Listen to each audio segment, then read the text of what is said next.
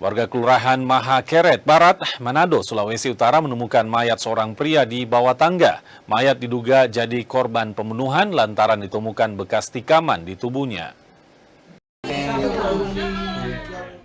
Mayat remaja berusia 14 tahun ini ditemukan warga Kelurahan Mahakeret Barat, lingkungan 1, Manado, Sulawesi Utara. Saat ditemukan, mayat tersebut dalam kondisi tertelungkup di bawah tangga akses ke jalan tol.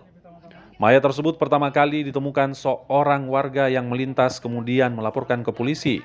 Polisi pun langsung melakukan olah TKP dan menemukan luka tikaman di bagian bawah ketiak sebelah kanan dan kaki bagian kanan. Penemuan mayat di lingkungan 1 Kelurahan Mahakeret Barat. Jadi ada seorang ibu yang ketika melewati gang tersebut kemudian melihat ada sosok mayat, kemudian melaporkan kepada Pala dan Pala melaporkan kepada pihak kepolisian. Untuk mayat ini sendiri Pak, kisaran umur Pak?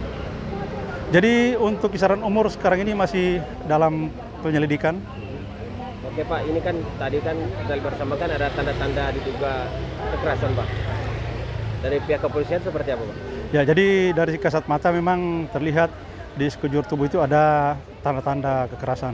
Guna penyelidikan lebih lanjut, mayat tersebut dievakuasi ke Rumah Sakit Bayangkara Manado. Polisi kini memeriksa sejumlah saksi untuk mengetahui kasus dugaan pembunuhan tersebut.